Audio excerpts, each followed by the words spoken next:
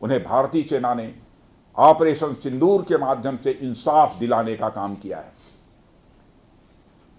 और इसके लिए आज सारा देश भारतीय सेनाओं का अभिनंदन कर रहा है।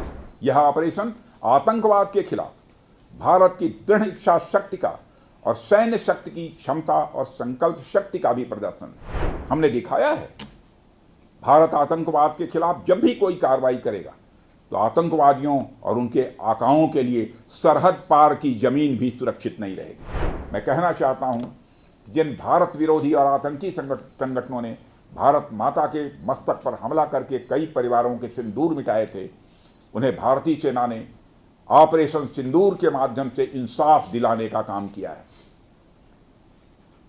और इसके लिए आज सारा देश भारतीय सेनाओं का अभिनंदन कर रहा है। ऑपरेशन सिंदूर सिर्फ एक सैन्य कार्रवाई भर नहीं है, बल्कि भारत की राजनैतिक, सामाजिक और सामरिक इच्छा शक्ति का प्रतीक है। यह ऑपरेशन आतंकवाद के खिलाफ भारत की दृढ़ इच्छा शक्ति का और सैन्य शक्ति की क्षमता और संकल्प शक्ति का भी प्रदर्शन है। हमने दिखाया है भारत आतंकवाद के खिलाफ जब भी कोई कार्रवाई करेगा तो आतंकवादियों और उनके आकाओं के लिए सरहद पार की जमीन भी सुरक्षित नहीं रहेगी। भारतीय सेनाओं ने ऑपरेशन सिंदूर को पाकिस्तान में मौजूद आतंकी ढांचा ढहाने के उद्देश्य से लॉन्च किया था। हमने उनके आम नागरिकों को कभी निशाना नहीं बनाया था, मगर पाकिस्तान ने न केवल भारत के नागरिक इलाकों को निशाना बनाया, बल्कि मंदिर, गुरुद्वारा, गिरजाघर पर भी हमले करने का प्रयास किया। भारतीय सेना ने शौर्य और पराक्रम के साथ साथ संयम का भी परिचय देते हुए पाकिस्तान के अन्य ठिकानों पर भी प्रहार करके करारा जवाब दिया है। हमने केवल सीमा से सटे सैन्य ठिकानों पर ही नहीं कार्रवाई की, बल्कि भारत की सेनाओं की धमक उस रावलपिंडी तक सुनी गई जहां पाकिस्तानी फौज का हेडक्वार्टर मौजूद है।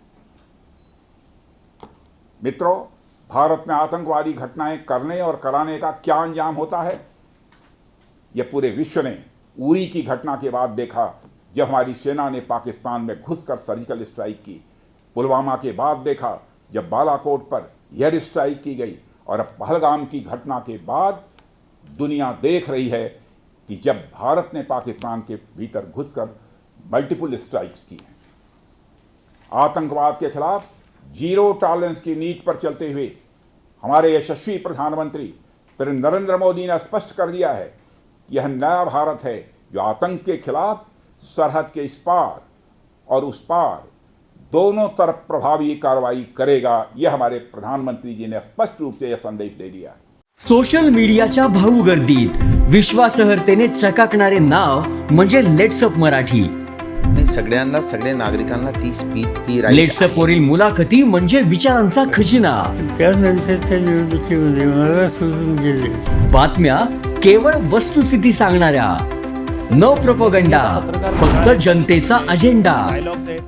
क्योंकि आने वाला कल जाने वाला है, जाने वाला कल आने वाला है। राजकारण, मनोरंजन असो की क्रीडा क्षेत्र, महाराष्ट्राची स्पंदने संवेदनशीलतेने टिपणारे माध्यम म्हणजे लेट्सअप मराठी। जगासोबत एक पाऊल पुढे राहण्यासाठी लेट्सअपचे ॲप, सोशल मीडिया आणि वेबसाईट सोबत कनेक्टेड रहा।